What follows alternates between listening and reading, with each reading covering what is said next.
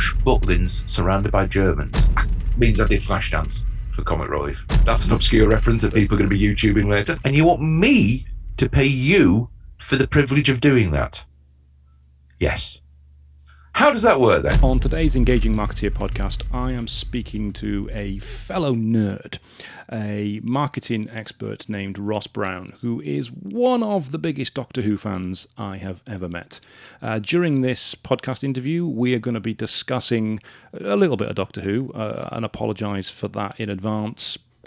Just live with it. But we're also going to be talking about marketing and how businesses need to get their name out there and what they need to do to essentially get more sales. And I will be warned, we are of a similar age, so therefore we do have a little bit of a whinge about all the things that go wrong with marketing. So again, apologies for that one in advance. I was curious about you being a journalist.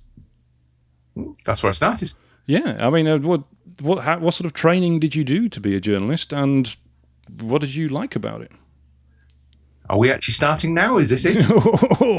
Does he not? Well, I don't like to give anybody any sort of warning about when this is starting. Yeah, I won't lie to you. We started when you came on, so.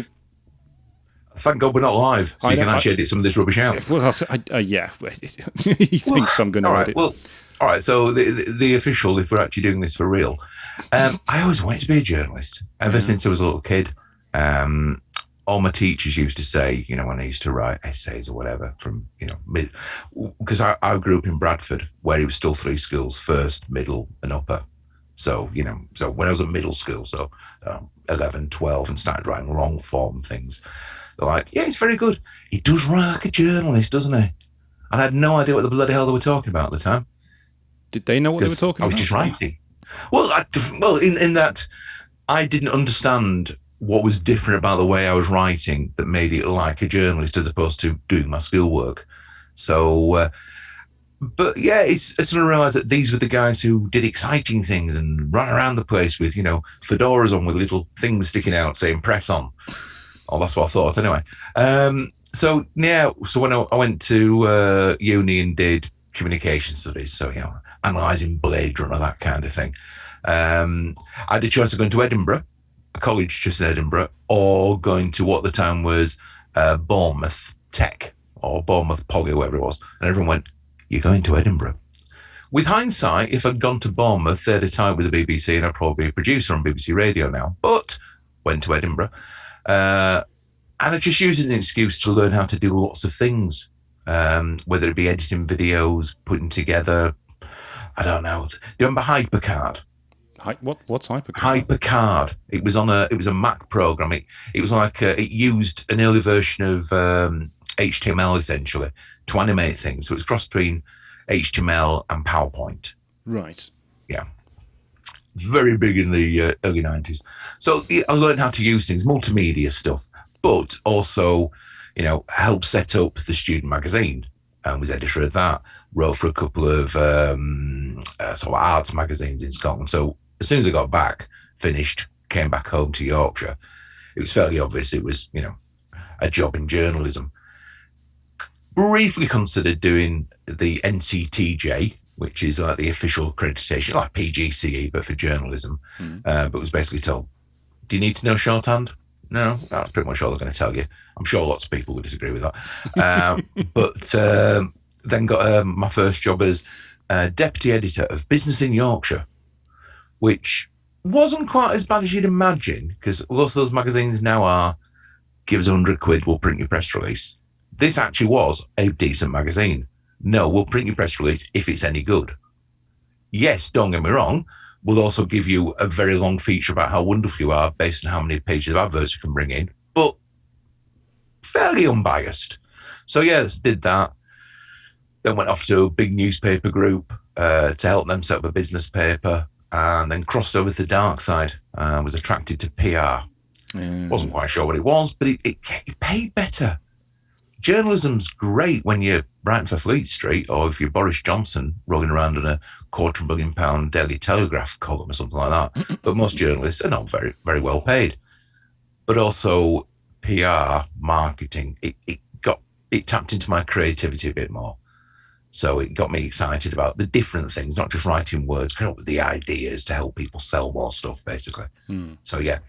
I remember you telling me a story yesterday when we spoke briefly that you'd ask somebody one question and 23 minutes later they're still talking. I'm very sure I'm not going to do that.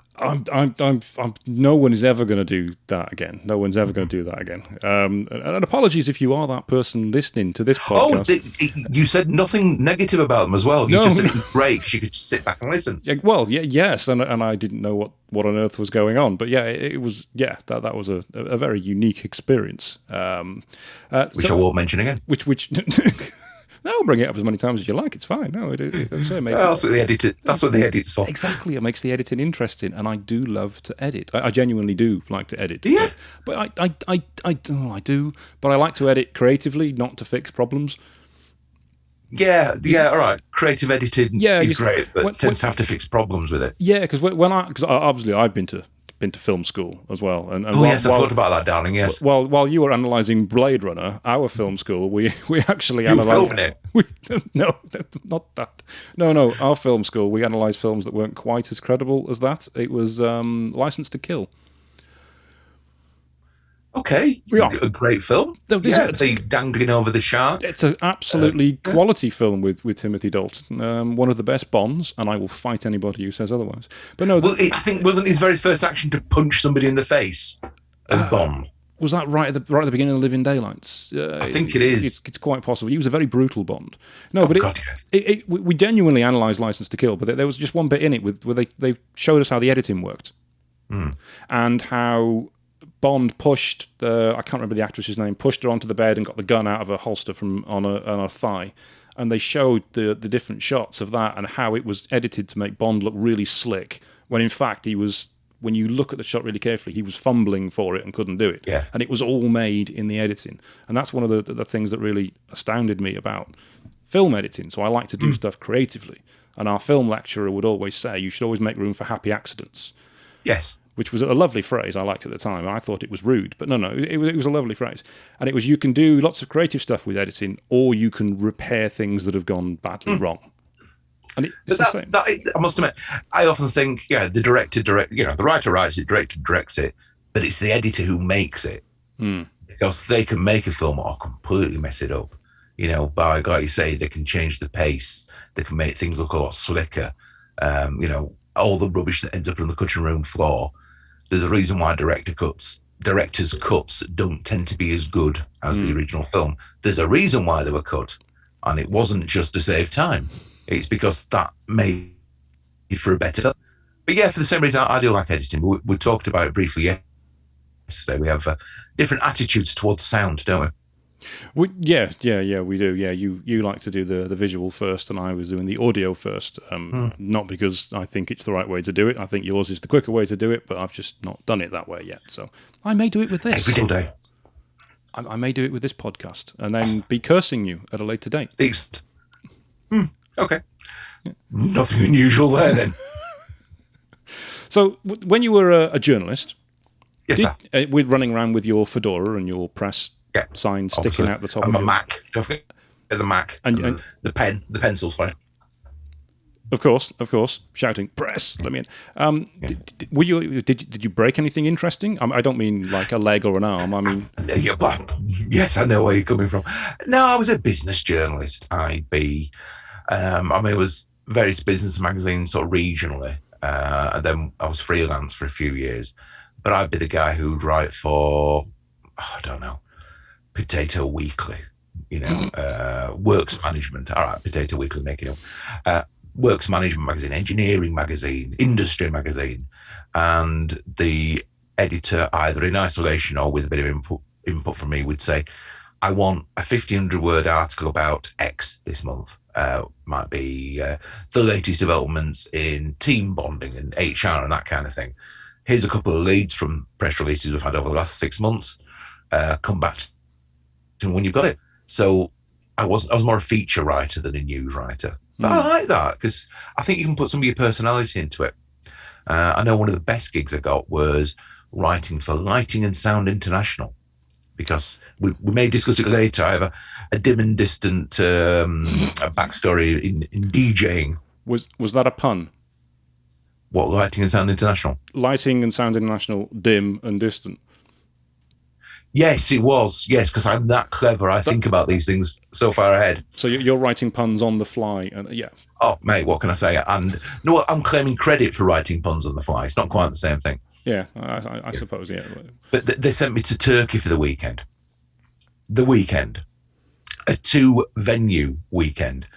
I got the train from Leeds down to Heathrow on a Thursday. Friday lunchtime, flew out to Istanbul. Had about 15 minutes to walk across Istanbul airport for my next flight to Antalya in the south. Was picked up 10 o'clock at the airport, taken to a load of nightclubs to show what a thriving nightclub industry it had and to write about it. Was probably consumed my own body weight in alcohol because it was free and I was in my early 20s. I can do such things at the time. Woke up the next morning with both a headache and in the middle of a posh Butlins surrounded by Germans. French, I can just about get by in. German, 9. So luckily I was found by somebody who knew who I was then taken back to Antalya Airport, where I discovered I was on standby, spent 12 hours in Antalya Airport, which is pretty much the size of this office I'm in at the moment. Not exciting. Arrived back in Istanbul that night, again about 10, 11 o'clock, taken to a lot more nightclubs and bars and things, showered with alcohol and free gifts from the nice English journalist who's very important. And then woke up the next morning, opened the shutters of my hotel, and discovered I was literally on the edge of the Bosphorus, which was fabulous to see. I was in Asia, and over there I could see Europe. So that was interesting. And then flew back Sunday evening. So, my friends were saying, what are you up to this weekend? I'm off to the pub. I'm going to Turkey. So it wasn't all bad, but, those are the kind of things you want to do in your 20s, aren't they? Well, yeah. I mean, I thought I had a good gig because my first proper job was at Game, the retailer. Oh, yes. And I went to a lot of Game launches. So I went to Game parties most of them were in London. And there was one that was for a video game called Strippers, BMX Strippers Triple X or something, or BMX Triple X. And there was there were strippers at the launch party of the video. Were they riding BMXs? Otherwise, I feel it's false advertising. They were not riding BMXs. They were riding poles. I sorry, there's an obvious joke there about Polish people. Should we just pretend I said it? Yeah, go on. Let's pretend you said it. We'll move. They were riding poles. Yeah. They were all very. Lech was very happy. I was just trying to think of the right Polish name then, but no. But you beat me to it. Yeah. I thought all jobs were going to be like that because when I got my next job after leaving Game, I was wildly disappointed that I didn't get free video games. I didn't get to play games. I didn't get to write about DVDs, and I didn't get to any stripper launch parties. I was going to say, I was wondering if the strippers were going to get mentioned. Yeah. Did your wife watch this podcast at all? Yeah, she knows. Yeah. Okay, So you had this party. This party. I'm obsessed with parties. Yeah, I noticed. You had this job as a journalist, and you were going off to Turkey for the weekend, paid for. That was unusual. Sometimes it was Ashby de la Zouche, so don't think it was Turkey every weekend. Well, even so, that's still nice. Have you been to Ashby? No. Good afternoon to everybody from Ashby de la Zouche, but there's not much there. Yeah, no. But it was the KP factory. That's where I went, I think. Oh, well, that sounds good. Yeah, well, Gonna be nuts to think that's interesting. Ooh, you get the comedy here. So, but when you left that and went to another job, were you disappointed that you didn't get those kind of perks, or did you? Did you climb the ladder and go to even better perks? Well, I went from by this point I'm late 20s, pushing 30, and I was headhunted. Sounds a bit strong, but it was sort of late 90s. And there's that there .com bubble, and I was in Leeds where there was a lot of exciting things going on, and most of the marketing agencies didn't understand the first bloody thing about technology. So I got an email going, "Hi, I've seen you write a lot on forums, and people going, he's the man to speak to about technology and marketing. Would you be interested in a proper job?" And the woman who was my wife back then said, "Yes, he would be very interested in a proper job on my behalf." Nice. Yeah, did the corporate thing for a year or so, and was was a PR person technically, but I was the go-to guy for anything to do with technology in this big 120 strong agency because I understood it. And it was at that point I realized I did understand it. Not just I could quote it, I understood how these things worked, which, I mean, I remember programming my ZX81 back in the early 80s that my dad bought for, old school. Not even a Spectrum, mate, ZX81. And they didn't even have the expansion packs, so the whole 1K to play with. And I remember my dad buying it from W.H. Smith and thinking I could, make my own version of NASA. And then I'd write 15 lines and it'd be out of memory. But I've got that left brain, right brain thing going on. I love computers, I love technology, but not for the fact that it's got this chip or that chip or anything. It's what can I do with this thing? What is it that this thing now makes possible that I couldn't do yesterday? So, you and I were having a chat yesterday about video editing. I'm a Final Cut guy because I'm on a Mac and you're a Premiere Pro. Now, could you imagine? Yes, you did video editing in the past.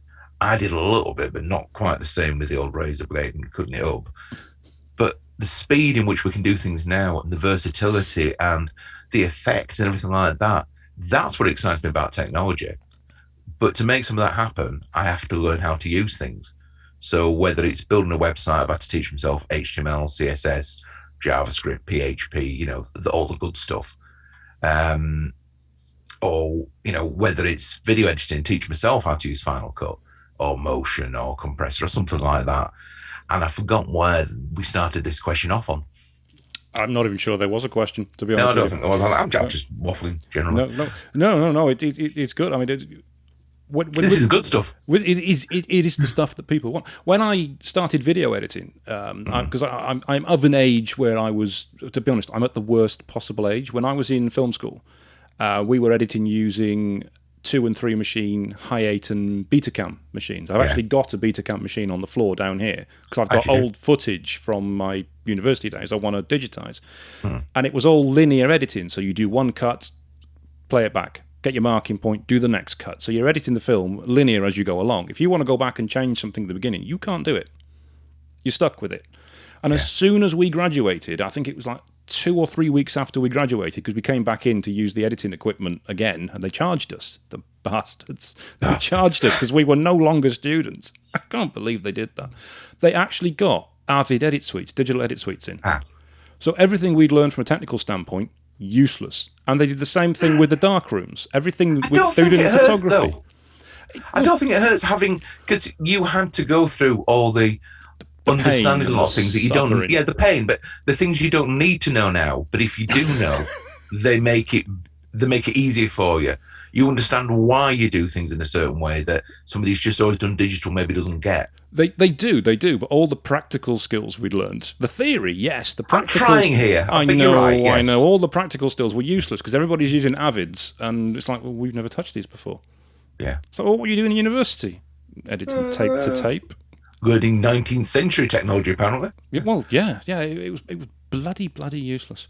I love little things like last week I was doing an edit on something, and I just got the timing out slightly on a cut I wanted, and literally I could just drag the clip I'd just cut, just drag it left slightly because it's non-destructive. Everything was still there. Whereas if I'd done that with that razor blade tape, I'd be like, God, I'm going to have to do all that again. I'm going to have to find the 3 frames I need. Whereas I could just literally just drag something minutely. Yeah. Well, gotta love technology. It's worse if you were doing it linear editing, because if you clip the previous shot, you've then got to go back in and edit the previous shot back in before you can put the next one in. How old do we sound about now? I know, we're just 2 grumpy old bastards complaining about how technology was shit in our day. Yeah. Yeah. It was. It was. Yes, it was. It was. We were on the cusp of something marvellous, and then it all changed. Anyway. Yes. Yes, dear, sorry. So I went, sort of drifted off in Vietnam, kind of, Okay, we'll cut in a flashback there. A flashback. While I was snooping on your LinkedIn earlier, one of the things I saw, which I thought was quite interesting, is the tagline you've got. You've no idea what that is now, have you? Helping you sell more tomorrow than you did today. through strategy and created. Yeah, you do know it. Wow, that's incredible. If you ask me what my tagline was, I haven't got a bloody clue. Well, it's the one I use for the business as well. So it's one I came up with because it just seemed to sum up what we do in marketing. So what does that mean? You and I do broadly the same things. We help people sell more stuff. It doesn't matter how you dress it up. Doesn't matter what name you put on it. Company sells X number of widgets. They want to sell Y number of widgets. They give us a lump of money, and as long as they make more money than they paid us, they're happy, broadly speaking. So it was just too many websites and too many people who are in marketing going about, we're bloody wonderful. We've done this. The basic, and I used to have it stuck on a piece of paper above my desk, is don't tell me what you can do. Tell me what you can do for me. And I was amazed by the number of guys, I'll be looking at your website later after this, number of people who do what we do. We say we will help you sell more stuff, who don't seem to get the basics themselves. And it could be a couple of shoes. They're so busy doing it for other people, they don't do it for themselves. So I always make sure that whenever I've written the copy or built the website for, promoting the company, that it puts it into terminology that people go, right, they get it. Mm-hmm. Yes, we do want a nice brochure. Yes, we do want a shiny website. Yes, we do want words of prose to be created to encourage people to buy things from us. But at the end of the day, that is what it's all about. Your brand concepts are yes, so people will buy more stuff. So I think helping you sell more tomorrow than you did today. Well, today you're not using us. Tomorrow you will be. So, we can't say we guarantee it because nobody can. But, we can help you do it. And by giving us 10 grand, you'll hopefully generate 20 grand. That simple, really. Yeah. No, I completely agree with that. You're not nicking it. I'm not stealing it at all. No. I might change a word. No, there's the copyright office can help you. There's too many. Well, I see a lot of websites that talk about what they do. So IT companies are the worst for this. They are the absolute worst. They will talk about all the years of experience, the technology they've got, the different servers they work in, the different speeds they work in, and different memory of whatever bollocks they're talking about. And to most people looking at it, it's completely indecipherable. No idea what any of that means. And quite frankly, even if I did know, I wouldn't give a shit anyway. They should be talking about how they make your life simpler. Yeah, how they do that for you, but people just don't do it. I know there's a divide between you and I. I'm a Mac guy, you're a PC guy.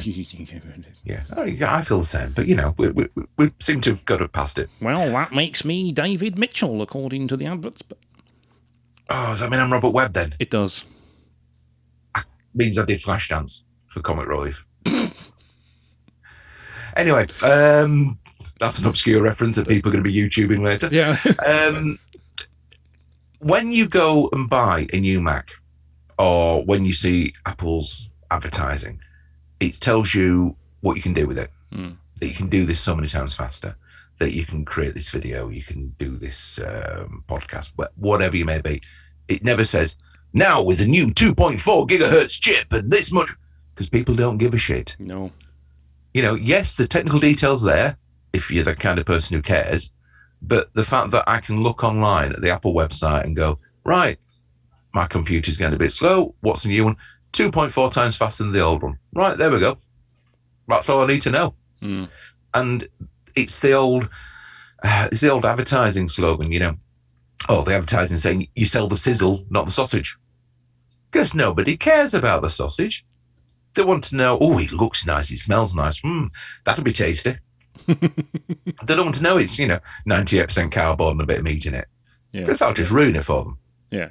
And to be honest, that's the same for what we do for SEO, for search engine optimization. People keep coming to us and asking about keywords. I want to rank on the first page of Google for this technical term to do with my industry. It's like nobody's searching for that because nobody knows what that is. They're looking for the problem they've got. They're looking for the problem they've got. Yeah. I had a similar thing years ago. Did a website for a big bed manufacturer and retailer, and we were doing the sitemap and everything else. And we need this section 4, I can't remember what they called them. I went, what's that when it's at home? Divans. Call it divans then. Yeah, but we don't call it divans. You might not do, but everybody else does. I mean, and it was a big development job. So it was 6 months later when the website went live. And I went, nobody's visiting that page. Well, bugger me, I wonder why. It's because nobody knows what it is. Should we call it divans? It's a crazy idea, but it might just work. Yeah. Translate things into plain English. I'm a Yorkshireman. I may have mentioned it once or twice. We do tend to. Like vegans, we always let you know. But there's that kind of, you've got it as well.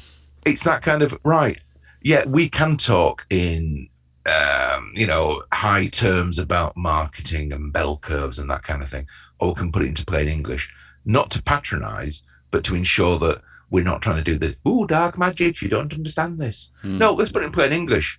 Yeah, you can rank on page 1 for that keyword. Nobody's looking for it. What about the keywords people are actually using? Here's a report, the words people are using. Right, there's no point in trying those 3 because we haven't got the budget. Let's go for that one, number 4. I mean, that's essentially your business model, isn't it? In effect, yeah, it's a simplified version, but yeah, in effect, yeah, it is. I mean, it's the same in not just online; it's the same offline world as well. I mean, I'm a member of BNI, as you know, and there's quite a few members. Like vegans, like vegans. Yeah, we tell us. BNI members always tell you. Look, I'm wearing a badge. I'm wearing a badge right now. Do you have to wear it? Is it contractual every time you're promoting something? It is. I'm on a blood oath. Every time I take this badge off, a BNI member dies. So I shouldn't joke about that. Yeah.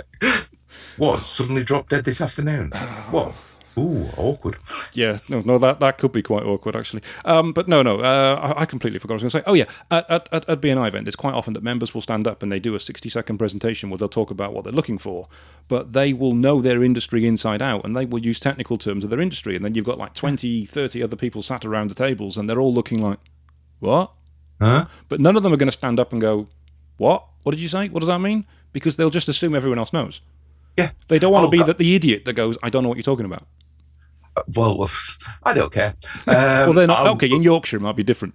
Yeah, well, we call a spade a shovel. Now, I was at some. I'm not a big one on networking events. No, you and I have talked about being there. It's just not for me. I get you get great things out of it. I know lots of other people do, but there's one networking event I go to in Leeds and Manchester, and it's that kind of that step up. It's business owners, directors. I'm not going to meet a junior accountant. I'm not going to meet the guy who works utility warehouse. As lovely as those people are, I'm going to meet people who I want to deal with and sell to, not necessarily be referred through.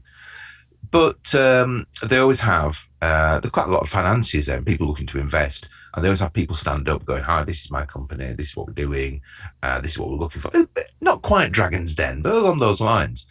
And the last event I went to, I won't mention them because they were lovely people, but they stood up, talked incomprehensibly for 5 minutes on a very technical subject. I then sat down and everyone just sat there. And at the end of it, one of the guys came over and introduced himself and he said, what did you think? I went, that was utter shite. Why? I said, I actually understand what you're doing because it's about diabetes and I'm diabetic. So I get what they were doing. Now, by coincidence, the friend of mine I'd taken along as a guest is also diabetic, but he thought it was something different to what I thought. Now, we're both not target audience, but we're both diabetic. So you think we'd understand what they were talking about? And we both got different opinions. And they said, well, what was the problem? I went, I'm not quite sure what you're doing. It's a technology product about diabetes. I'm a geek who's diabetic. If I don't get it, how can you convince somebody to give you £250,000? And it looks like, fingers crossed, I might be working with them because they need somebody. Because I said, look, you go in and say, this is what we do. This is the problem we're solving. This is how we're going to make money. This is why we need your money. And in 5 years' time, here's our exit plan. Don't tell them everything. Give them something to ask questions about, whether it's there or, in the future. And I just don't get it. People, they don't seem very good at projecting sometimes into, away from themselves, looking back and going, I'm just talking technical bollocks, aren't I? Yeah. And do you think that's why we're good at what we do? Because we can do that. you're talking technical bollocks, and here's the reason why. Let's put it in simplistic terms. I'm not sure I've always been able to do that. I think I probably was quite a bad communicator when I first started and would have talked technical bollocks. But Out of anxiety, fear, nervousness? No. I think because I didn't really care what other people thought and didn't see things from their point of view. I mean, I've taken a personality test and I've got an empathy score of, I think it was either 1 or 2%, which I was quite proud of, and I think makes me borderline sociopathic. But, you know. I'm just going to say, you don't know my home address, do you? No. No, good, that's all right, then. No. Just checking. No, but I can probably pick out something in the background that's got an address on it. No, yeah, where was I going again with that? I don't know, but I'm a bit concerned now. Well, I would be concerned. Yeah, no, I don't think I really cared about it back then. Oh, yeah. I've quite frankly, but I've gone through a lot of training on sort of, well, I say speaking training and presenting training and sales training, which allows you to put things into language that other people understand and other people want to hear. And it is about projecting the information that you want to get across in a way that other people want to know more, want to hear about it, and for want of a better phrase, buy into what you're actually selling. I'm just going to pause now because I'm going to ask you something and you might want to cut it out. You're autistic? Because two of my kids are, and what you're talking about is traits they've got, you see. Well, I don't know. I don't think so. My eldest has Asperger's. Same thing, just different names. Yeah. I don't think they actually use the term Asperger's for diagnosis anymore. It is just levels of autism. So my eldest is. So I don't know. It's the empathy thing, because I know, and it's not. I mean, the two kids that are autistic, the teenagers can be right pains in the ass. You know what they're like, but they can also be the most loving, caring, sweet. But sometimes there's that empathy gap of they don't get why what they've just said is upsetting, offensive, whatever it may be. And I just wonder, it was a lack of empathy. That either you're a sociopath or you're somewhere on the spectrum. Personally speaking, I'm hoping it's the spectrum rather than the sociopath bit. But, I don't judge. I think my daughter's tested me and proven that I'm not a sociopath. I can't remember what she did because I wasn't really interested. But handed you a knife and was rude about you? I don't think. Well, no, my daughter's doing forensic anthropology and knows how to diagnose, work out how people have died and how to get rid of bodies and crime scene investigation and all that. Yeah, don't piss her off. Exactly, yeah, do not piss her off. And obviously her brother is the one with the autism, so he would kill somebody without thinking twice about it, and she can get rid of the body. So between them, they're a heck of a team. So I just need to make a quick call to the police. Just a moment. Yeah, if I disappear, then good luck. No, if somebody near you disappears and you're pleading ignorance, I'm more concerned that the sociopath, the autistic kid, and the anthropologist. Yeah, who knows the best way to dissolve a body. It's dissolving now. It's not just getting rid of it. Oh, well, it'll be dissolved in hydrochloric acid. It will disappear, whatever it is. I think she said hydrochloric acid isn't the best thing for it because it'll always leave a trace. She knows a way to get rid of it. In fact, she's got a way to kill people who have diabetes. Lots of Mars bars? No. She told me there's this drug. The water or something like that. This is really dodgy stuff going out on a podcast. Yeah, should we maybe edit this bit out? Oh, I don't know. No, I think this is the interesting stuff people really want. She said, thanks. She said there is this drug that when it's injected, it is indecipherable from insulin. So if somebody has diabetes, I'm type 2, you see, so I've got too much insulin. Oh, you're okay then. You're okay. She can't kill you and then hide it. Bad for that. Yeah, it was a shock when about 3-4 years ago that I went, I think you're diabetic. Well, bugging me sideways. I'm nearly 50 and I'm overweight. Who'd have thought it? What are the odds? What are the odds? Yeah, no, I was shocked, to tell you, shocked. So when we were talking yesterday, you kind of jokingly said that people often don't know what it is that you do. I include my parents, to be honest with you. But I think my dad still tells people I'm a journalist because he understands that. Yeah. I'm not saying he's stupid, he's far from it, but my dad was a copper. My brother's a chef. Right. Good. You know what they do. Yeah. What does your eldest do? Kind of ponces about with computers and does stuff. I'm not quite sure, to be honest with you. So I think he just says, he's a journalist. Oh, he's been a journalist. He's been that for about 30 years. He has, yes. Who's it right for? Don't know. I think my problem is because I've got a bit of a left brain, right brain thing going on. I like order. I like strategy. I like making sure the foundations of whatever marketing we're going to come up with are based on facts. Sometimes you have to go eat gut, but there's a solid facts thing. But then I've also got the creativity. But then I'm really good at writing code. Don't get me wrong, guys at your place probably write it quicker than me because they're doing it all the time.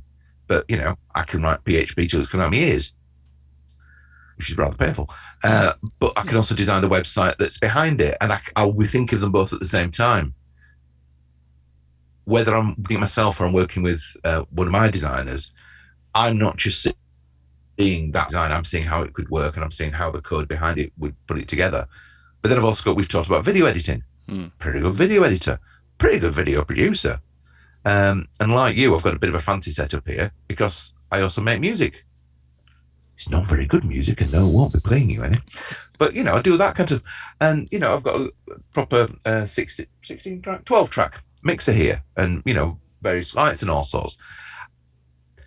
Somebody said yesterday, call me a polymath, which I quite like the sound of that. It sounds better than smart ass who seems to do everything. But it's one of those people kind of go, well, but what do you actually do? What are you good at? I'm actually good at most of it, to be honest with you. Yes, well, the fact that I was talking to you about video editing, who's got a degree in it, and was not teaching you something, but telling you something that you wouldn't have thought of. Yeah. That I'm not an idiot at it. You know what I mean? Yeah, your stuff might be more inventive because you've got the training in it. But if I'm just doing a simple edit for a client on something we've shot, and I've already edited it in my head anyway because I've helped shoot it, I can do more than a good enough job. As I say, your devs might write code quicker than me, but it won't necessarily be any better than mine, because most devs I've worked with are very A, B, C, D. We talked about autism earlier.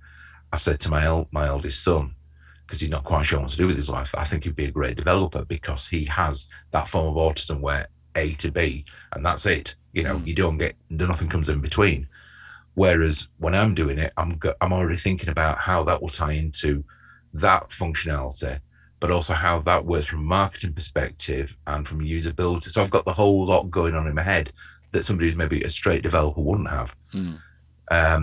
Yeah, but I mean, I do design. I'm trying to think what else. But basically, I'm a 6'2" marketing machine. That might be my new tagline, actually. A 6'2" marketing machine. Actually, I checked recently. I'm only 6'1.5". It's quite embarrassing. For years, I've told everybody I'm 6'2". Do you know, I was 6'2" as well. And have you shrunk as well? Shrunk. Yeah. When I had my last, I think it's called the over 40 checkup. I think when you hit 40. You have the? No, I didn't have to. No, she didn't go. It was just you go to the GP and they Oh no, maybe it's just my doctor did that then. But, are you sure that was a doctor?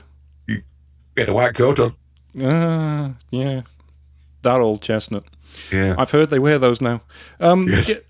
No, just cough. She pop them out and cough. She measured me. Yeah, measured me. That was it. You measure height. You don't weigh height. She measured me and said that I was 6 foot, and I was arguing with her. I'm not 6 foot. I'm 6'2". I've been 6'2" since I was like 18. But no. I'm 6 foot. Apparently, you shrink when you get older. It was a massive shock to me. I was disgusted. Well, you're a couple of years younger than me, so just your weight, mate. If I drop below 6 foot, I'm 5'11" a weight. Oh no, I can't. I'm going to wear heel. I'm going to wear Tom Cruise shoes. That's what I'm going to do. No, is he a little fella? He's a diddy little mite. He's a diddy little mite. Yeah, but he lies about his height a lot. You look on Wikipedia. Tom Cruise, giant. I won't mention names on the very unlikely occasion they may say this, but a friend of mine went out on a date with a girl and didn't come to anything. But 6 months later, she met a mutual friend and started seeing him. Now, didn't know, obviously, she'd been on this one-off date with the other guy. So comes to the local pub one night. He's like, oh, my God, it's you. Oh, it's you. And, find out that they'd been for coffee and nothing had come of it. And so, of course, she went, so why weren't you interested? She went, well, the first thing was he told me he was 6 foot on his profile. He's 5'8". So how the fuck was she not going to notice? I mean, and the thing was, she was about 5'10". Ooh. So that's why she wanted a tall fella. So she could wear heels. Yeah, I mean, why do men do this? Well, it is a stereotype that women only go out with men taller than them, but I have asked many women this question, and they have they all said no, they wouldn't go out with you, even though you're tall. Well, that happened in school a lot, which is one of my. Oh, no, that one. Yeah, don't we won't go there. No, there'll be tears. There will be tears. There'll be frustrations. There'll be throwing things, and then I'll just end up screaming on the floor, wanting Star Wars figures, like normal. No, everyone I've asked said they wouldn't go out with somebody younger. Well, actually, yeah, younger and shorter. It just seems to be a thing that it's one of those stereotypes that happens to be true. The thing is, you and I, even if we're shrinking, we are still, tall. We're tall enough. We're pretty much all right. Yeah, we're okay. Yeah, we've got a wide pool of women that can turn us down for many other reasons. Can I point out we are both happily married? But we're both married. I don't want to speak for you, the state of things. Yeah, we're betrothed. Yeah, we're done. Yeah, we're shackled. Yeah. We are tamed stallions. I think we might have built our parts up a little bit there. Yeah. Do you know, you said the word polymath early on, and all I could think of was that you were going to make somebody into Dwayne Dibley. Why? There's a specific red dwarf. Why a red dwarf reference? Because there was an episode called Polymorph. Oh, polymorph. Yes, all right, not polymath. Oh, yeah, polymorph. Yeah. Where it sucked out all the. I knew we'd get on sci-fi at some point. Yeah, but you did it. It was your fault. I said polymath. Yeah, well, probably Latin, I imagine. I immediately heard polymorph and. That's your fault, not mine. Yeah, well, thinking about Dwayne Dibley. But while we are on sci-fi, which was your fault, by the way. Yeah, okay, whatever. It's like you sure we haven't got married by the sound of it. Yeah, you are a bit of a sci-fi fan. Pot kettle. Okay, fair enough. I will take that with the credit with which it was intended. So what is your biggest passion, as if I don't already know? Yes. Well, put it this way: the day that it was announced there was a new head writer for this TV show. I don't know which you emailed me or I emailed you. I think you emailed me to tell me the news, didn't you? I think I did. And that Russell the Davis was returning. Yeah, because we talked about it a while back that we thought maybe he would. And all right, we did. No, I think hoped. We did. We hoped. We speculated. Would he come back for this? And I think we both agreed that no, he's done with it. You do like this little fella, don't you? I do like a Mr. Potato Head crossover. Yes. Yes. I'll show you the Spider-Man one another time. I like the fact that I wouldn't mind. I haven't just put that there for this. That's where it lives, just out of shot. So, yeah. Doctor Who. It's just... I mean, don't get me wrong, it's been difficult the last couple of years, and that's not because of Jodie Whittaker. I love Jodie Whittaker. Yeah. I love her as a person. Whenever I've seen her interviewed, it's like... I used to live not far from where she was. Or where she'd grown up. And weirdly, a friend of mine had gone to school with her. I think he was a couple of years older, but, they were friends at school. And he makes me and you seem like casual Doctor Who fans, this guy. So the fact that his old schoolmate was now the Doctor, the poor guy's head nearly exploded. And about 6 months after I moved out of the village I lived in to move over to Mancunia, where I am now, I think she was seen in a local restaurant, literally 200 yards from where I used to live. So, yeah, the last couple of years hasn't been easy to be a Doctor Who fan because the stories have been shite. They've just been dull.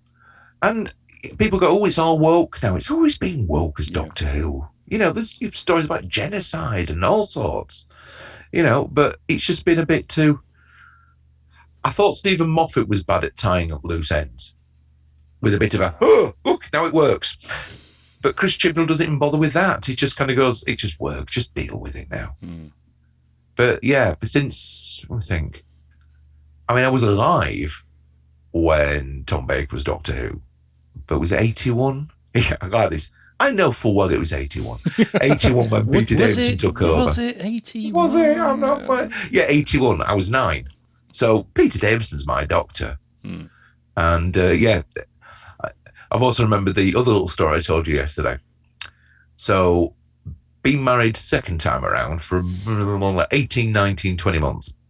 But we got married during the lockdown, where basically, I mean, frankly, if we decided we were a political party, we could have had a knees up. But as it was, we basically had to, 12 of us could go into Stockport Town Hall, a few people waiting outside, lots of photographs, see you all later. So we actually got around to having the reception about a month ago, 3 weeks ago. Now, my wife assumed, because that's what I told her, that I was going to wear the same suit that I'd worn when we got married. But that was in December, and it was tweedish. A lovely suit, and I'm sure I'll wear it again sometime, but a bit warm for the beginning of July. So unbeknownst to her, I'd made a few little trips into Mancunia. I'd been measured up, and I got myself a nice blue linen suit. And I managed to pair it with a sort of shirt about this colour, but not collarless, and a sort of a dark purpley floral tie, and a pair of red Converse. I mean, you know straight away where this is going. Oh, yeah. Yeah. But, I mean, Sharon, God bless her, very intelligent woman, dodgy taste in men, but she was just like, oh, I wasn't expecting you wearing that. And it wasn't until I pulled out the sonic screwdriver from my inside pocket that I just happened to have there. She went, oh, God, you've come as David Tennant, haven't you? You've come to your own wedding as David Tennant. Yes, I have, love. At this point, I should have pulled out a wig or something like that and, had a bit of a quiff going on. Because obviously that's the only difference between me and David Tennant. The only difference. Yes. Annoyingly, he's a year older than me. Is he? Yeah, he's 51. Nearly 52, I think. I mean, all right, you've got more hair than me, but, it's close. Yeah, that's why you wear the headphones. Some of us have just embraced it. But yeah, that's far too much hair going on for somebody in their early 50s. It's not fair. It's disgraceful. He must be doing something with that. And, yes. and I know the answer to this question, I'm sure, but when you pulled out the sonic screwdriver, was it the correct sonic screwdriver? What do you think? I'm an amateur? I'm hurt. Frankly, I'm hurt. Yes. Do you know where I got that screwdriver? At a convention? Nope. No, don't go to conventions. I'm not quite that sad. I'm sad, but I'm not quite that sad. Yeah, I know. All right. I'm going to a convention. I'm going to a convention next Friday for Transformers. Like I said, I'm not quite that sad. No, it came on the front of the Doctor Who comic that I saw in the local co-op. I went, $1.95. Yeah.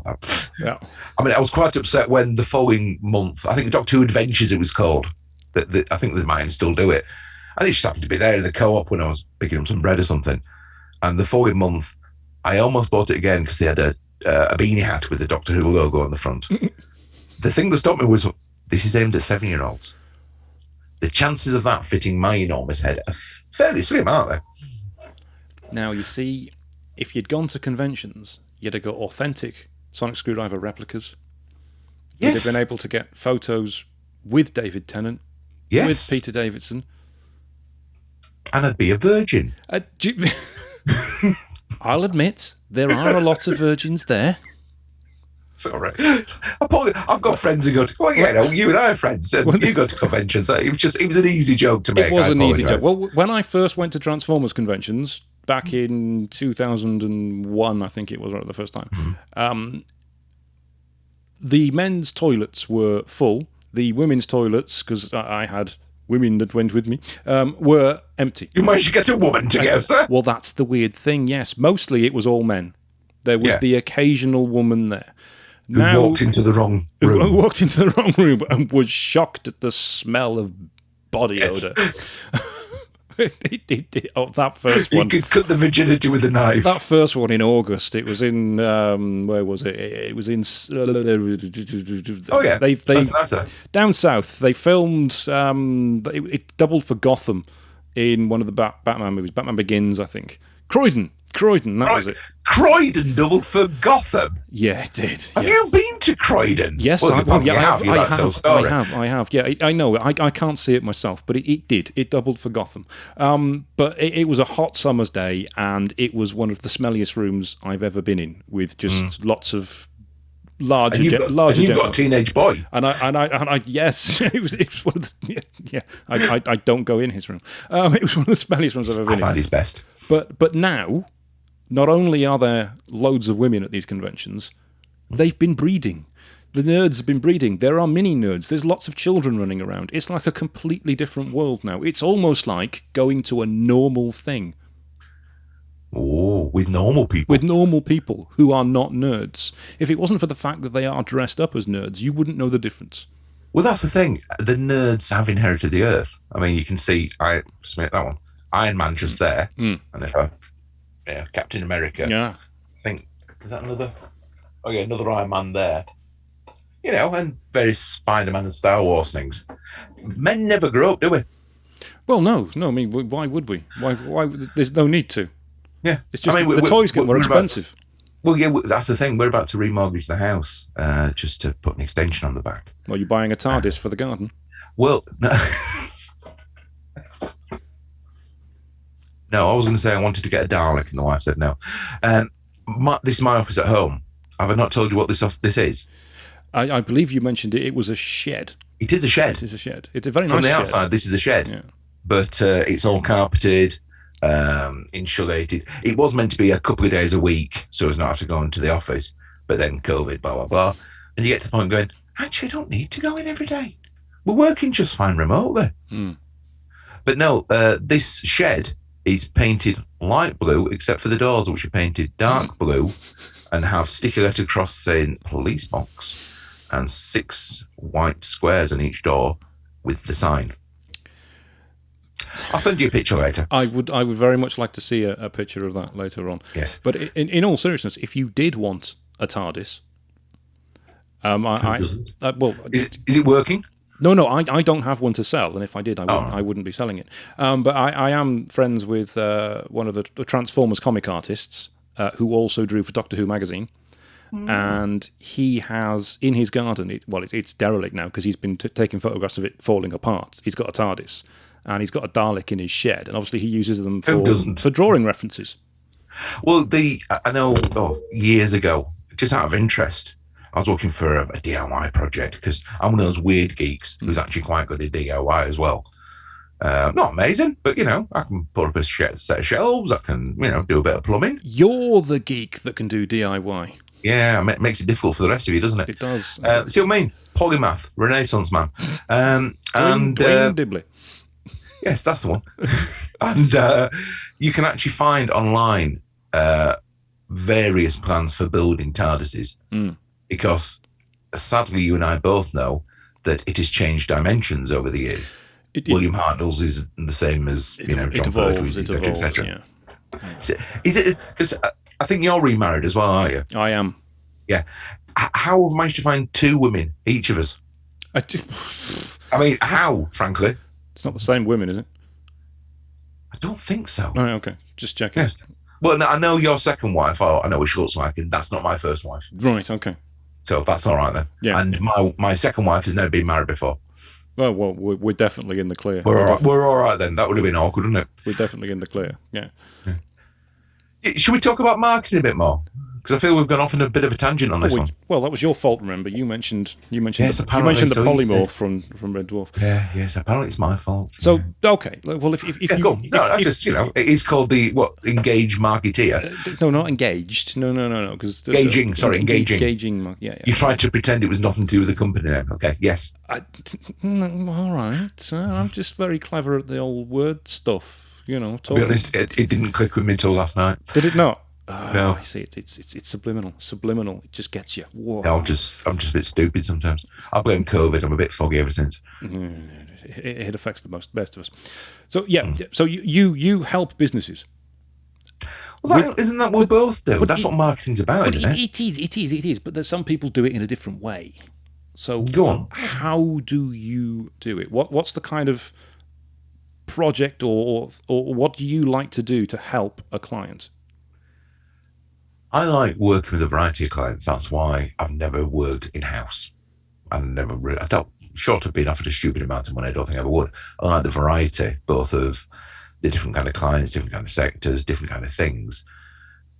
And at the end of the day, it's all about getting under the skin. So it's very similar to journalism, where I'd have, you've got 2 weeks to write about industrial flooring. And you're like, gee. But actually, after a few days, you go, actually, it's quite interesting, this. There's all these different things involved. And it's finding out that stuff and getting it out there, finding a way of making it interesting to potential customers. So what's the way I do marketing is, where are you now? Right, this is who you are as a company. This is what you stand for. This is who you're selling to. This is where you want to be. This is what you want to be known for. This is who you want to sell to. How do we get from here to here? And that's marketing. This is where the company wants to be in 6 months, 12 months, 5 years, whatever. They need to diversify, or they're looking to rationalize, whatever it may be. Or maybe it's as simple as they're here now and they're doing quite a good job. They just want to sell more stuff. Well, are you going to sell more stuff to the same people? Probably not. If they've got one, they might not need to. So it's looking for the new markets, the new people, or where you want to be. So there's that kind of putting yourself in the shoes of potential customers, which is, I think, we talked about this, lots of marketing companies seem to have a problem with projection. But that's what it's about. Why should I give a damn? If I'm Joe Punter, why do I want to buy your widgets? I mean, are they better than his widgets? Is it a new kind of widget? What is it about this widget that means it's something I should be giving you my hard-earned money to buy? And that's what marketing's about, is finding the thing that makes it indispensable. It's not saying, here, it's shiny and new. It's, here, this solves this problem. We understand your market, sir, and we think that this widget will solve that problem. And here's the reason why it will solve that problem. Here's a few little technical specs about it, and here's how you buy it. Because too many people seem to forget the call to action as well. Oh, God, yes. Here, fantastic new shiny thing. Bye. Well, how do I buy it? Where do I get it from? So it is quite. What we do is simple on one level, and I think anyone tries to make it complicated. Yes, there's complex things involved in SEO, in writing a good catchline, in the use of color in adverts to create certain emotions and feelings. But it is quite simple. We're going to help you sell more tomorrow than you did today. Hence, using that as a catchline. It's interesting. You mentioned then clients knowing where they are now and where they want to be. Hopefully. It was. I was going to say, in my experience, most businesses don't know where they want to be. They just know they need help. I think sometimes they know, but they're too scared to admit it. They're too scared to, slay that dragon or the elephant in the room or whatever animal we're using. They know that they need to do something. They have a rough idea what it is, but they're not necessarily sure if they should admit it out loud, because they're saying that what they do now is a bit shit. And it isn't. It's not as successful as it was 20 years ago. That doesn't mean it's a bad thing. It just means that market doesn't necessarily exist anymore. So I think most of them do have an idea where they want to be, but maybe haven't written it down before. They haven't said it out loud. They've spent evenings lying in bed worrying and thinking about it. But putting it down and having it analysed and having it questioned sometimes helps to refine it, or chuck that idea out and come up with a better one. So I know what you mean. Yeah, they don't tend to go, I want to be here. Well, of course they don't. If they knew that, they wouldn't have somebody like me in. They'd just have a very simple, production house churning things out for them. Is that the kind of consultancy you'll do for somebody? So quite often we'll get clients come to us and they'll say, right, we want you to do our PPC for us. Yeah. And more often than not, that's not the right thing for them. They'll have an idea of what they want to do, but it's probably born from some conversation they've had that's wrong, or something they've seen that's wrong. How much help do you give them in producing a whole strategy for getting them to where they need to be? Not as often as I'd like, and as often as I'd want to. But yeah, I love doing that stuff, because it's we want to do this, and this to get here. We need a new website. Why? What are you trying to forget? What you think you need to do? What are you trying to achieve? Let's work out what you're trying to achieve, and then from there, work out the best way of achieving it. It might be a new website. It might be a PPC campaign. It might be a press release. It might be just, a little tiny thing. It doesn't need to be rocket science. The strategy might well be, but it could just be a few tiny little things adding together. Are the builders making a lot of noise? I think I could hear builders then. Either that or you have got some serious indigestion problems. I must admit, had a dodgy sandwich. No, they're currently chopping out large chunks of the kitchen wall to put French doors in. Oh, that's nice. Well, but when it's finished, It's it looks like an explosion in a dust factory at the moment. It'll look absolutely lovely. It'll look absolutely. It's great for the microphone as well. It's going to make editing. It's going to make editing really, really simple. So, luckily, I've got these effects on. I can do something with that. I think make things disappear easy. So, what's been your biggest challenge with a client that you've had and helping them get to where they want to be? Again, no names. No names. No names. I was called in by a business consultant I used to do some work with, and he was, the finances and the organisation, that kind of thing. He said, but they need sort of marketing help, some strategy. So I spoke to them. I said, look, do this one-day workshop where we talk about what our brand is and try to explain to people it's not a logo. It's who you are. And yeah, literally, where are you? Where do you want to be? And let's, swap analysis the arse out of it, essentially.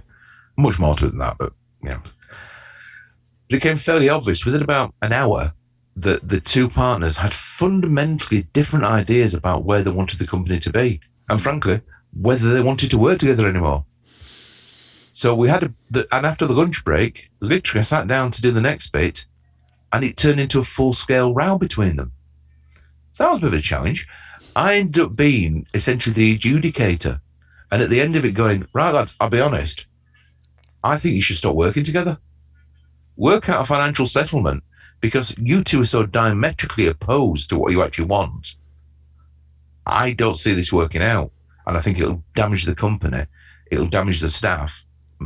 People must already notice this. And then a couple of members of staff were in there went, yes. So that was a challenge. Even more so after I presented my report, and the guy who'd stayed went, I'm not paying you. Can I ask why not? Well, I'm not happy with the outcome of the workshop. That'd be the workshop where basically you two had to stand up round and scream at each other for 2 hours, and I still managed to produce a report that's actually useful. I think I'm fucking Harry Potter after this one, mate. So yeah, that was a challenge. But the normal everyday stuff with clients is some of them, especially smaller companies. I mean, you and I, because of the nature of our businesses, tend to deal with SMEs. So in a good way, you're talking to the decision maker, because, you're probably pretty much talking to the MD or nearest damn it. So that's good. But sometimes they don't appreciate the value of talking before doing. No, we just need a new brochure. Get on with it. Well, what's this new brochure for? It's a new brochure, son. Get on with it. Okay, who's it to? And I've even got to the point now where I say to people, right, every £1 we spend on strategy, planning and everything else will save you £2 when we come to doing, because we'll be setting off in the right direction. And it won't be, going off in some strange angle that you go, well, that's not what we wanted, but you didn't tell us enough about what you did want. So what do you expect? And I don't like being in those positions. I don't like people not getting what they wanted. So why don't we spend some time talking it through, working it out, talking about key messages, talking about who we're talking to, doing personas about who we're talking to. What kind of language do those people like? What is it that turns them into customers? What problems are we solving? Write the whole damn thing down. I then get creative. I then come up with a way of speaking to that person with that message in a way that will engage with them. Now, that's easy now I'm older. And, the little hair I've got is grey and, grey and stuff like that. But I've known this for 30 years-ish. But they wouldn't listen to me in the past. But as I've got older, and maybe I'm more confident in going, no, we either do it like this or it's a waste of bloody time. Keep your money. Because too often I've been in projects where it goes off completely left field. The clients know that they've spent money and they've got no tangible return for it. So if I know it's going to go belly up, I'm not afraid to say so. Has that answered your question, or just gone off on a bit of a tangent? I'm not quite sure. I have absolutely no idea what the question was, interesting, at this point. No, but yeah, it was. I mean, You're right. I had experiences years ago where people wouldn't listen to me, or I'd even be too afraid to even say it, that, this isn't the right thing to do. Why are we doing it this way? But now, it is very much a case of somebody comes to us and say, right, I want this website and I want it to work this way, and we can straight up tell them, and I will be very blunt about it. That's not going to work. You do that, you're wasting your money. This is why. We need to do it this way, or don't do it at all. And in fact, we actually had a business come into us a couple of months ago wanting us to do SEO for them on a website. But the website had been built by the guy's son on Wix. And I told him, there's absolutely no point us doing SEO for you. We can get you higher in rankings to a degree, because Wix websites are limited in what you can actually do. I mean, they're better than they were, but they're still fighting a losing battle. Yeah, exactly. But the website you've got there it's not going to convert. It's terrible. There's absolutely no point us bringing you traffic, because you're just not going to get business out of it. At the end of the day, you'll drop straight off again. Yeah, you're going to walk away and you're going to say, well, Engage Web, they were shit. They didn't get us any increase in business. I don't want that. You don't want that. You can go out there now and you can find another SEO company that will happily take money off you and do that for you. Because they've got no principles. Because they don't care. They just want to get you higher in rankings and take money off you. It's not going to work. And they understood all that, and they went away. But then they still weren't happy, because they insisted that they had a really good website, and they liked the website. It's like, but is it converting now? No. Are you a web designer? No. Yeah, that's the thing. I do this for a living, And, if you go to your lawyer, your accountant, or your doctor, and they tell you X, Y, Z, you go, well, I don't think so, because I once read a book about it. I mean, unfortunately, this day and age, people do. But years ago, my line used to be, so it builds websites, does he? Your nephews, cousins, uncles, brother. Yeah, all right. What does he use? Oh, he's got Dreamweaver. All right, so he builds websites, yeah. Has he got a copy of Microsoft Word? Yeah, probably. Does it make him Shakespeare? Just because you got the tool doesn't mean you can do the job. Yeah. Yes, you can do a passable version of it, but that kind of thinking is 25, 30 years old now, I think. 20 years old anyway, of any website's better than none. Actually, no, in this day and age, it's not. If a website's CAC, it'll do so much damage that you're not starting from there to get it ranking well. You start from down here because you've been blacklisted by everybody. Yeah. Yeah, and there are too many people that have an awfully shit website, and they expect you to use that as some kind of starting point. It's like, well, I've got a website already. I paid for that. Can you not take that website and just make it better? No. We're going to knock it down and we're going to start from scratch. It's going to cost you more if we try to do something with that heap of shit. Literally written a proposal based exactly on that. We like the current design of our Wix website. You might like it, but it's shite. Why? Well, look what happens when you reduce the size and this happens and blah, blah. That's useless. It's not a very good website. We like it. Well, fine if you like it, but it's not very good. Yeah. Why don't you pay me this money and I'll start from scratch? We want to keep the design right. How much money does that save us? Not a single penny. Why? Because I've got to recreate that, and it's horrible. But most importantly, it doesn't matter if you like it, because the website is not for you. Yeah. It's for your target customer. Yeah. It's what works for them. They've insisted, and it's one of these. The quote's reasonable. If they come back, they come back. If they don't, I'm not going to be chasing them up. And they're lovely people. They're very nice people. But it is one of those, I do this for a living, mate, and I'm not doing it just to be a dick. I'm not. I'm actually trying to not earn less money from you, but I'm actually trying to, the money you're going to spend, actually use it wisely. You've saved money for years by having this CAC website that you've just about got away with. This is, your shop window. Spend a couple of quid in it. And it's $5,000 job, not a 10, 20, 30 grand job. It's $5,000, I think we were talking about. And like, well, that's a lot of money. Well, I've broken it down to everything that's required and the number of hours. Now can you? And they're like, yeah, okay, I can see why it's cost that much now. Yeah, because you're dealing with a professional, and without giving away, I used to charge more by the hour 20 years ago when I worked at a massive agency in Leeds. because you could get away with it when you're a massive agency in Leeds. But I think when you're a smaller company, and technically we're based in Chester and Manchester, people expect it to be a bit cheaper. Well, no, we're still very good at what we do. We've still been doing this a long time, and it's not just paying for the, it's the right hour we're going to spend. Not just an hour of your time, it's the right hour. And it's not just good at what you do, you're now more experienced at what you do. Yeah. And if somebody goes to a large agency, then no disrespect to large agencies, but if you go to a large agency or a large solicitor's firm, you're not getting the guy who's been there for 20, 30 years experience. No. You're getting the junior. Yeah. You're paying the top whack and you're getting the junior. 100 quid an hour. You go to solicitors, you'll get the paralegal. Well, not quite, but you'll get somebody who's 2 years out of law school, who's got he's trained to be a fully fledged solicitor or whatever. You go to a big agency, Leeds or Manchester, you'll get the 24-year-old. 100 quid an hour. I don't know about you, we'll be happy with that. It's not a ridiculous amount of money for two guys who've been doing this for 20, 25 years, 30 years even, who actually know what we're talking about. So we're going to save you a shitload of time and money by starting properly. And that's probably that's probably the main thing I'd want people to take away from this conversation that you and I are having. We've had stupid conversations about Doctor Who. Well, not stupid, it's important, but... It's very important. Yeah, sorry. But, if there's one thing to take away, it's when you find a good, reliable, reputable marketing company, listen to them.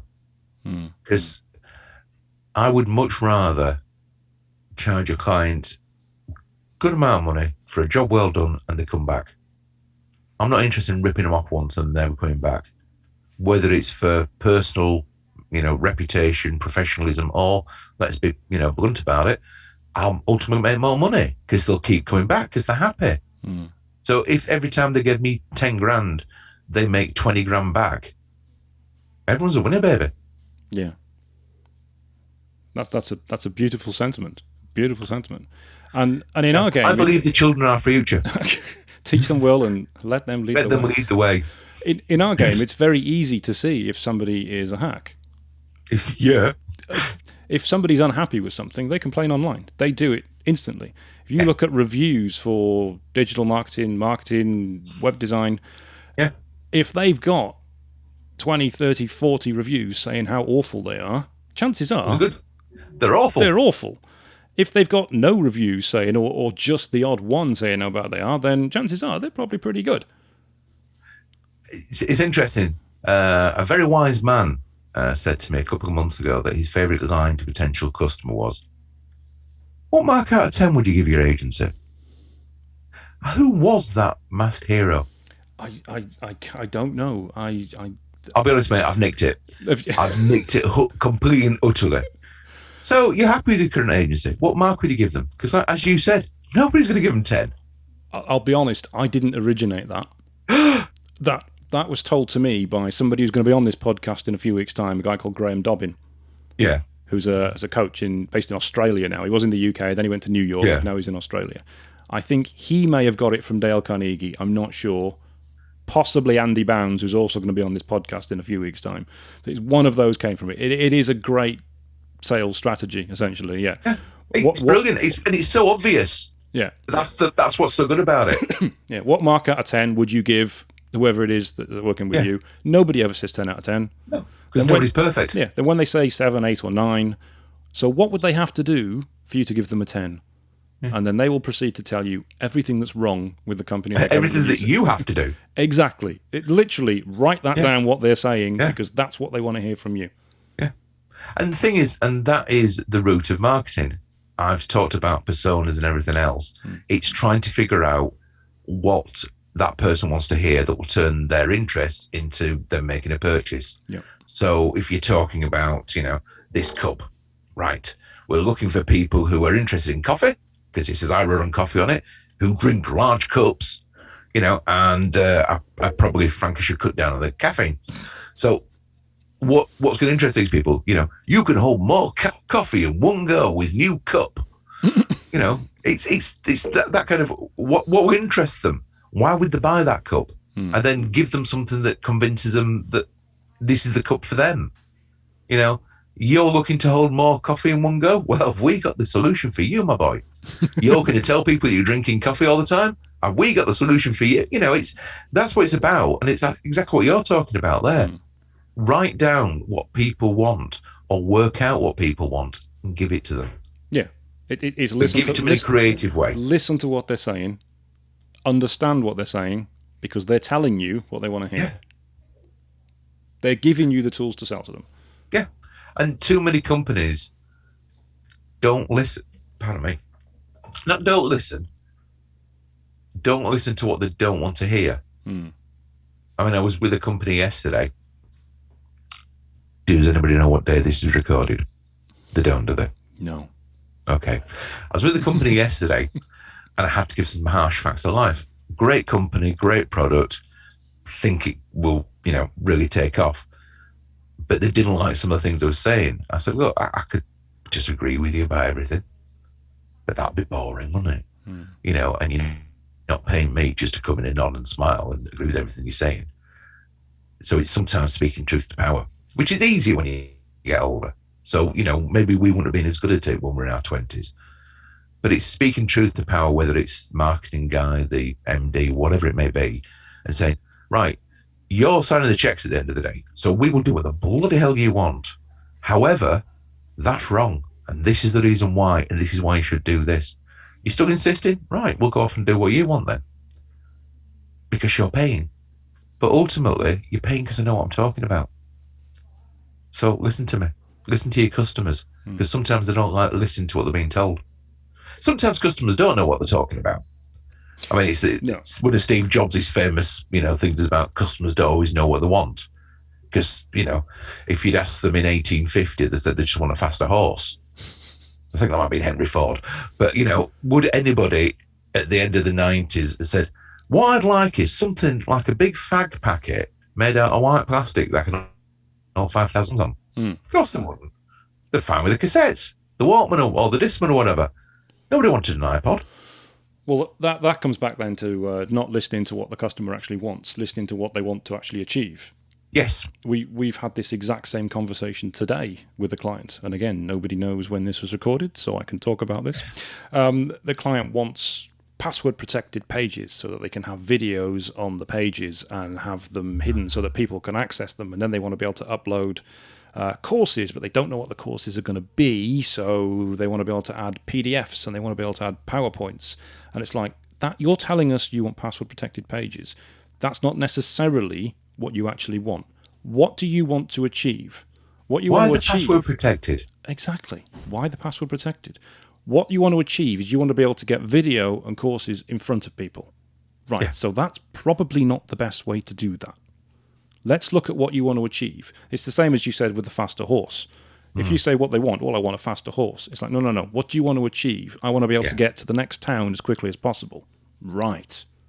That may not be a horse then. Yeah. There may be better. The thing called the car. Yes. The car. It can handle all your problems. It's just saying about what they need and where. Oh God, I've completely forgotten my train of thought there. It's. I don't know whether it's old age. I thought it's very warm in here. Talking to. I know what it was. It always annoys me. So we want the brochure available on the website. Oh, of course you do. Yeah, but they can only have it after they put their password, their email address in. Why? Because we want their email addresses. Why? So we can send them things. So you can spam me. Oh no, they'll have to tick the box that says that they don't mind. It said, you're still in them. Why are you trying to stop people downloading your brochure? Or why are you hiding your price list? Our competitors may see it. Have you got copies of all your competitors' price lists? Of course we have. So what makes you think they haven't got a copy of yours already? Stop hiding this stuff. Stop trying to get somebody's email address before you give them something that might turn them into a customer. Is there value to this brochure? Yes. The value is they buy something. So stop making it hard for them to buy something. Do you remember when there was a fashion... Sorry, I'm off on one now. Remember there's a fashion for splash screens? Oh. You know, Skip intro. If there's any value in this, why do you allow me to skip it? When I go to Marks and Spencer's, does somebody stand at the door and go, sorry, you need to watch this advert before you go any further, sir? Yes, I know you wanted to buy things from us, but no, you have to do this. I said we got married we had the celebration a couple of weeks ago. So we rented like an old school hall in one of the suburbs of Manchester. So, Victorian 1930s, high ceilings, that kind of thing. It was asked for the weekend, decorate, and we had to get a bar in. And I rang a few places, emphasis, priorities, and rang a few places, and some of them, they went, yeah, so if we come along, it's £200 for us to come along. I'm sorry, let me check this one. You will come to my location and sell beer to people for which they will pay a markup, not a significant markup, but a markup. Yes. And you want me to pay you for the privilege of doing that? Yes. How does that work then? You want me to pay you to come and sell stuff to people? No.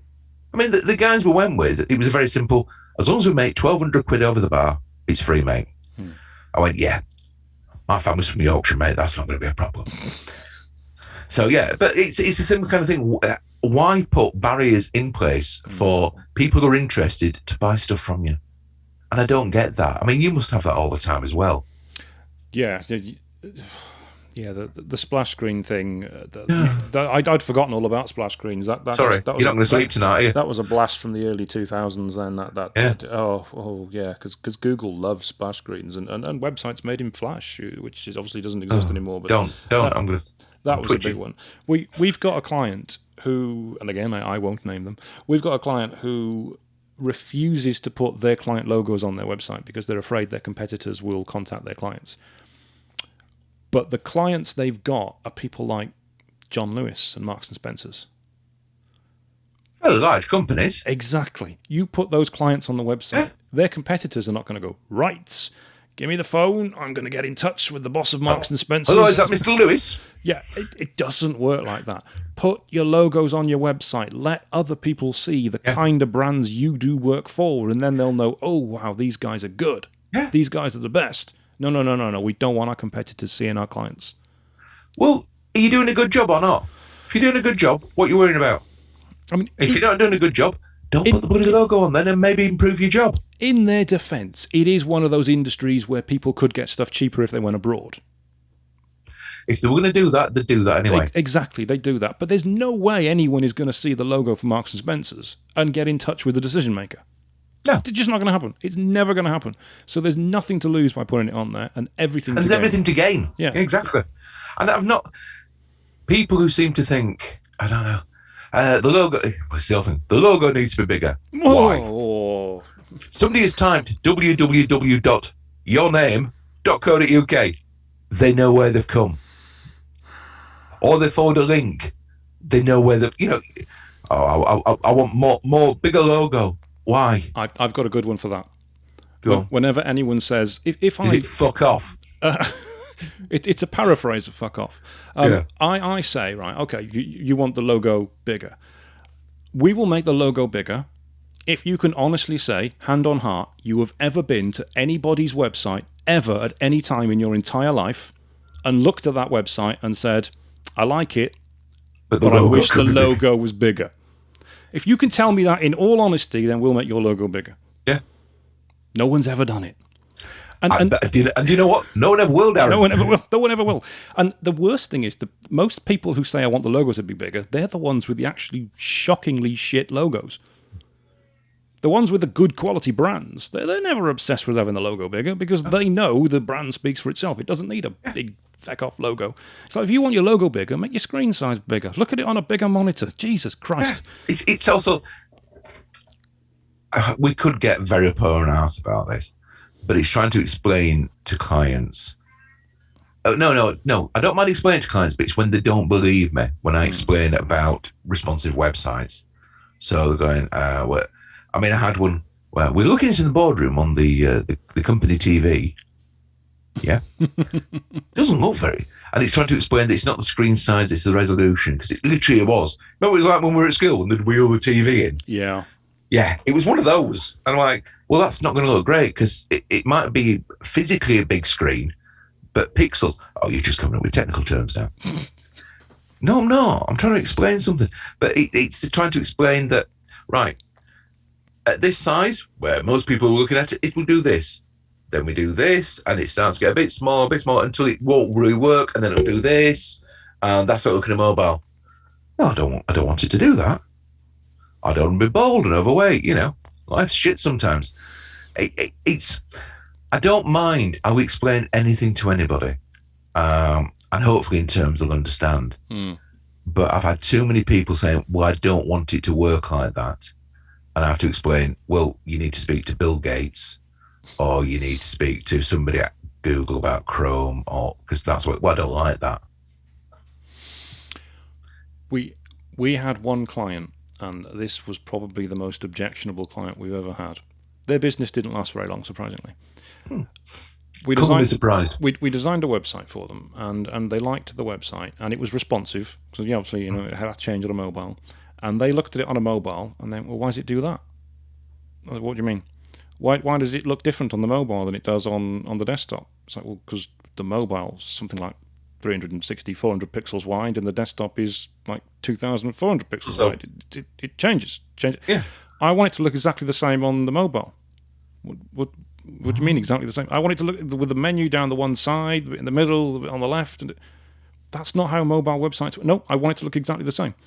And we had to take the responsive aspect out of the website so that it was essentially a non-responsive website, because they insisted on it looking like that. And they... I feel your pain, my son. I know. It's just one of those where you just bang your head against the wall and go, yeah, that's what they want. I mean, don't get me wrong, and I don't want any potential clients for either of us to watch this and go, they're just whinging about things. We're not just doing that. No. It's also and in the nicest possible sense, education. I have, like I say, again, I have no problem explaining anything to anybody in plain English. We don't need to. I can explain what a responsive website is without using those words. I can explain why CSS is important, why, that's using Ajax and that isn't, and I'll explain it in terms that just make sense to people. But it's when they'll argue with me and go, well, ... I've seen it on that site. And it's like, well, yeah, and there's a very technical reason why it's on that. For a start, that's eBay, and their budget's slightly larger than yours. It's, I think, and this is a problem you alluded to earlier. Well, you didn't allude to it, you said, all right, there are a lot of charlatans, especially in digital. Not so much general marketing, but digital especially, because there's still a little bit of, look into my eyes, don't round the eyes. I'll give you a website, and you don't need to understand how it works. I know a guy who used to knock out websites for companies for a couple of grand. They're all done in Wix. Number of times he used to ring me and go, they want something I can't do. So I'd have to go, all right, mate, send me the link, and I'd have to write an override CSS for it or something, so it'd actually work. And he's making a fairly decent living until people started asking for lots of things that he couldn't actually do because he had no idea. And it was like, they're all shocking. But in the kingdom of the blind, the one-eyed man is king. And that's the problem. And those kind of people have cocked it up for people like me and you to some degree, who are good, honest, reliable, will tell you the truth, or what can try to blind you with science, won't tell you something's possible to get the gig, and then go, oh yeah, it's possible, but it's an extra £20,000. We'll tell you either it's not possible, or actually here's a cheaper way of doing it, or are you ridiculous? You don't need that.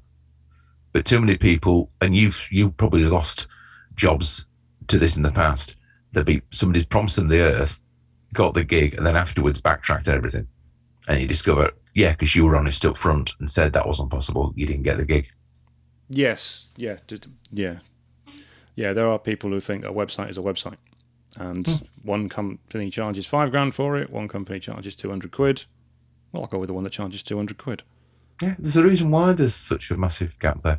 Oh, I get them all the time, and I don't mind. Again, somebody sends me an email going, hi, can you give me a quote for a website? And it's like, I'd love to. Can we arrange a phone call or a Teams chat, Zoom, whatever, and I can find out more about what it is you do, about what you want this website to do. Well, can't you just give me a price? For what? And that's the thing. How much is a house? Oh, how many bedrooms? Well, no, just give me a price. Stop coming out with the technical terms. Bedrooms, and it is what it's like. And yeah, it winds us up, and we're having a laugh and a joke about it. But the problem is, of course, there's too many people out there who'll say, yeah, 500 quid. Who haven't got the first clue about what's required. But we'll do it for 500 quid. And because they're stupid and only charge 500 quid, they'll cut every single damn corner they can find to justify, I've only, getting paid 500 quid for this. I'd much rather find out what you're trying to achieve, what you're trying to do. We had this exact conversation a couple of months ago with a company that phoned us up. They were recommended by somebody else, and she just wanted a price for a website. And we said, well, we need to book in a video call with you to go through what it is that you actually need. She said, no, I haven't got time for that. Just give me a cost. What's it going to be? We need to discuss what it is you actually want the website to do so that we can give you the proper price for it. No, just give me a price. I've been told somebody can do it for this. What can you do it for? And it's like, bye. Yeah. That's not going to work. Yes, value for money is important, especially at the moment. Credit crunch and, cost of living crisis. Everybody wants value for money. I'm a Yorkshireman. I get that. I understand that.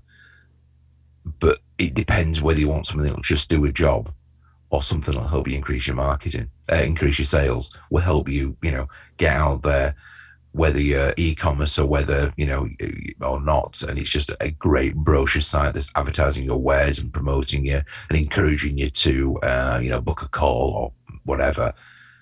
It's an investment in your company.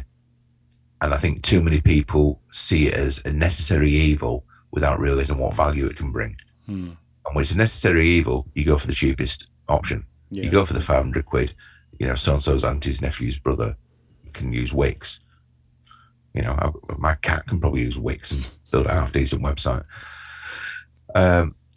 People don't value enough. But I think, I can get really deep and meaningful now, people don't value expertise anymore. We could go down a massive rabbit hole here about everyone's an expert on COVID, everyone's an expert on Brexit, everyone's an expert, because they've read something somewhere. They don't necessarily understand it, either whether it's COVID or Brexit or whether it's whatever it may be, but they've read 3 things on Facebook and they think they understand it. They're not just regurgitating what they've read, which if they've read something that's accurate, that's fine. But if they're reading something from a bot or from somebody else talking shite, that's not fine. But nobody values expertise anymore. When you hear people going, these so-called experts, yes, they're experts. You had Chris Whitty during the pandemic getting hassled. What does he know? Quite a lot, actually, because it's his field of expertise.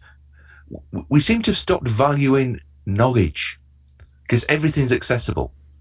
I can look at any single fact in the world now within 5 seconds. Go into Google, find the answer. It doesn't mean I understand it. What's the 15th protein on DNA? I can look it up. Doesn't mean I understand how DNA works. But there's too much of that, and I think it's trickled into every corner of society, every corner of business, every element of what we do for a living. Somebody knows that there's a thing on online, Canva or something like that can do design. To some degree, yes, it can. But it's not going to look very good compared to what we'll do for you. Because, you're not a designer, mate. You're not, you build widgets for a living. Do you expect me to suddenly start building widgets because I saw something on National Geographic about how a widget machine works? No. But everyone thinks they're an expert in everything now. This really has gone down a rabbit hole, hasn't it? It's gone quite depressing. Should I tell a Willy joke for us to finish off with? Yeah, go on. Give us a knob gag to finish off. I can't think of one, actually. Of all the people, you would be the one who goes, all right, here's a knob gag. I can't, mate. No, it's just, started to be all doom and gloom. It's got very warm in here now. I feel like Steve McQueen in The Great Escape. Yeah, You're in the cooler. Yeah, ba-dum. No, am I hopeful about the future? Isn't the question you asked me, but I'm going to answer it anyway. Yes. No, because I think I've just been a bit down and depressing. I think the tide's turning, and I think people are starting to value experience a bit more. I think there's going to be a bit more of a panic for another year or so until things calm down economically, and people will look for buy it high, sell it cheap. And as long as people like me and you don't bow down to that pressure, or are able not to bow down to that pressure, that'll get rid of a lot of the crap in the market. Because people like you now go, well, no, yeah, I can do a little bit, I can cut a little bit of this, and I can maybe not do that. But this is how much this costs, because it's an investment. It's buying a good pair of shoes. It's buying the tailored suit. It's not going to Asda and buying a pair of trainers. You're getting a quality product here. And that's worth investing in. And that requires time, money, and effort. I mean, I've got clients who seem to think as soon as I say, can I have a website, and you agree price, that's it. They don't realize they've got to give something as well. I won't go and say, I'm practically designing this myself. Mate, I asked you to check the words on the page. The words you gave me, I'm asking you to check them. And you've come back with a load of amends. That is not practically designing it yourself. Yeah. But that Can you think of a knob gag? Quick. I'm sure I could whip something out. That was all. That was pretty much a positive to end on. You went down again at the end, so dark. You went dark. It's black. Yeah. Black. Yeah. Yes. So I think we had better end it here before we all get everybody wanting to jump off cliffs and quit the marketing industry altogether and go and work in chip shops or something. Although I quite fancy a chip shop, actually. Did you know there's a guy down my chip shop swears he's Elvis? Have you not heard that song? Are you too young for that? I am. So there's not a guy in your chip shop swears he's Elvis? No. It's a Kirsty MacColl song. Oh, I see. The guy works down the chip shop, swears he's Elvis. I thought you were being serious then. There was a guy down your... Sorry. Yeah, I think that couple of years, 3 or 4 years difference between us made a difference there, didn't it? It's an important couple of years. Of years. One of them is still in his 40s. I've never seen The Sweeney, for example. So The Sweeney? Not actually that old, Oh, come on. Professionals all the way. Sweeney, no. So as a sort of a wrap-up, if somebody listening to this has decided that, oh my God, this guy's depressing, but I still want to work with him, what is the best way for somebody to get in contact with you? Because of the various different hats I wear, it's probably my personal email address, which I'm hoping you'll splash up on screen. Of course. Yeah. No website at the moment because I don't use it that much. But if you email me, it's RB, so my initials, Ross Brown, rb@rossbrown.co.uk. And if you go to that website, you'll find that there's a wedding album up there with a password on it. So don't bother right now. Though by the time this comes out, I might go around to build a new website. So yes, rb@rossbrown.co.uk. And yeah, I'm always happy to chat to people. Socials? Is LinkedIn or? Yeah, LinkedIn. Find me on LinkedIn. If people are connected to you, we're connected on LinkedIn. Or just Ross. I think I'm Ross Brown UK. I think is the end of mine on LinkedIn. Don't look for me on anything else because I'm too ranty on Twitter for polite audiences, and never really use Facebook or Instagram or anything like that because I've got a life. It's only the last 6 months or so I've just given up on them all. I'm always happy to sit down and chat to people. I mean, the kind of companies I like working with are either SMEs they're known in their industry, but they want to sell to more people, not talk to more people. But what I especially love doing is working with startups. I'm working with a couple at the moment where they've got a great idea, and it is one of those, bloody hell, why has no one done that before? And it's kind of helping them to kind of define who they are, who they're talking to, helps them clarify the business plan to some degree. And then there's one I'm acting as sort of the chief marketing officer for the business plan. And a mutual friend is acting as their chief technical officer, just to help get them to a Series A funding. And after that, it may still work for them, but it's just helping them get it all together. I can see what's a brilliant idea and helping them take it to get some money for it, basically. So that's fun. I enjoy doing that. And that's where it helps being a geek who understands what it is they're doing, but also can see the holes and go, but doesn't so-and-so do that already? Because I know about it, because I play with stuff. Yeah. I was playing with concrete CMS today. Have you ever tried that? I've never tried that. Don't. His foot's very nice, but no. I won't. I definitely Stick to work. You're a WordPress guy, aren't you? I'm a WordPress guy. Yeah. Yeah, stick to WordPress. Back in the day, I built my own CMSs. Mm. But Sure. that's reinventing wheels now. There's no point to do that. Yeah, well, yeah. I came with Squarespace about 15 years ago. Couldn't find anybody to back me for it. I went, well, it must be a shit idea then. And then Squarespace appeared. I'm like, That's pretty much what I did as well. It was a platform where people could build their own blogs. yeah. Oh, this is websites, the whole lot, mate. Yeah. Oh, well, never mind it. Unfortunately, we didn't know each other 15, 20 years ago. No. I think I did that in 2004, 2005, something like that. Probably about the same, yeah. Yeah. Hand-coded it in VB script. You were Liverpool at the time, weren't you? No, I was in Cumbrae, South Wales. All right. Sorry, I thought you were Liverpool originally. No. I'm definitely Welsh. Are you a Taffy? I didn't realise. I am. Yes. Yeah, I thought you were a Scouser for some not reason. far from the River Taff, me. No. Well, because I could have sworn you were a Scouser. No.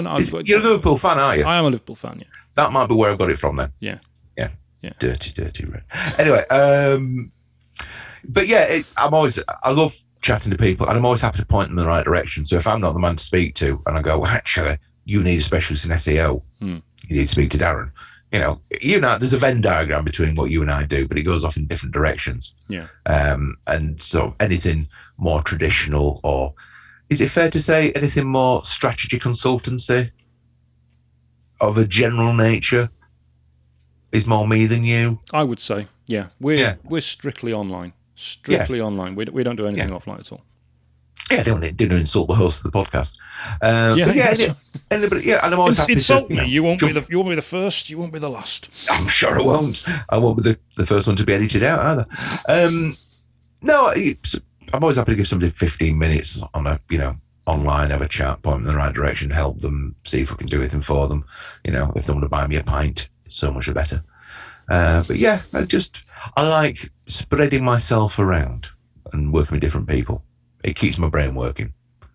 And anything that gets me out of the bloody house, which during the summer's got 3 kids in it, 3 cats, a dog, a tortoise, and an occasional wife. Always happy with that one.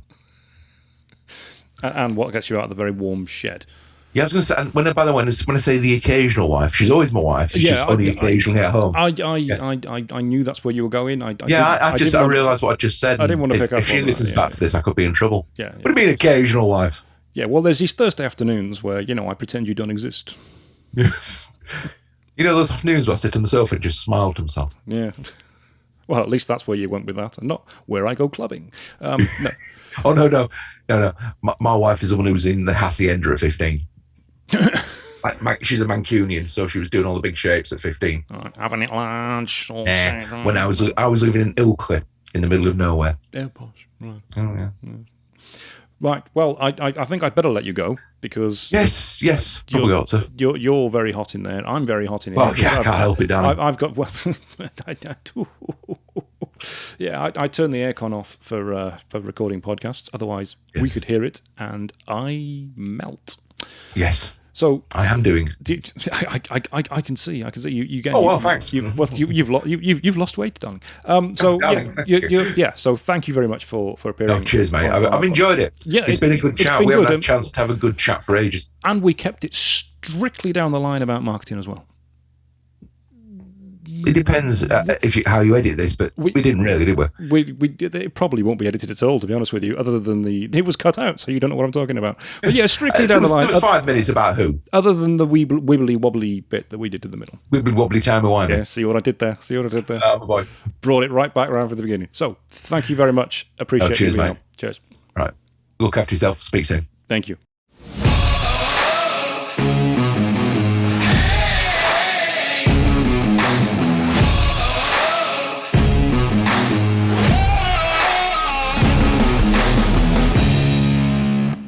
On today's Engaging Market...